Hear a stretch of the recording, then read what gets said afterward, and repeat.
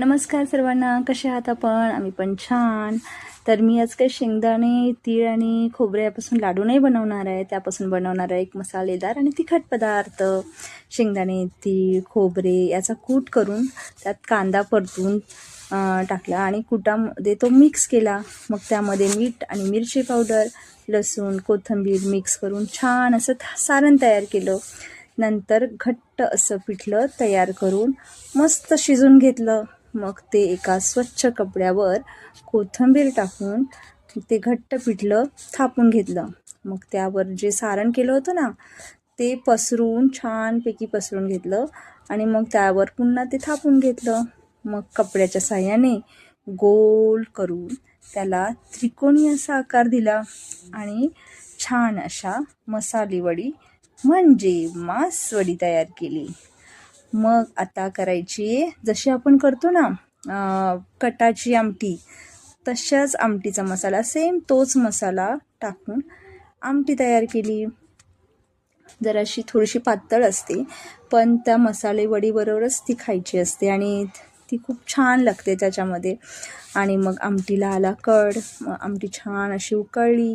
मग एकीकडे भाकरी, एकीकडे आमटी, मस्त असा बेत चालू होता. आणि मग नंतर सगळ्या मासवड्या एकसारख्या कापून तयार केल्या आणि मग झाली आमटी आणि मासवडी तयार. तर हा मासवडी पदार्थ आमच्याकडे म्हणजे पुण्याकडचे आणि जे नगरचे लोक आहेत ना, त्यांच्याकडे जास्त बनवला जातो.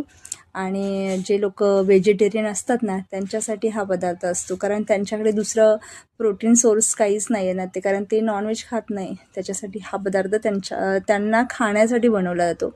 आणि कारण आमचे काका खात नव्हते, ते व्हेजिटेरियन होते ना, मग त्यांच्यासाठी हा पदार्थ आमच्या घरात नेहमीच केला जायचा. तर आमची पण अशी मस्त आमटी आणि मसाला वडी तयार झाली, म्हणजे मासवडी. आणि मग तुम्ही पण या जेवायला आमच्याकडे आणि घ्या मासवडीचा आनंद. तर तुम्हाला कशी वाटली आमची मासवडी? आणि तुम्हीही करू शकता, कारण हा असा पदार्थ आहे ना, तो कोणी सहज आणि पटकन करू शकतो.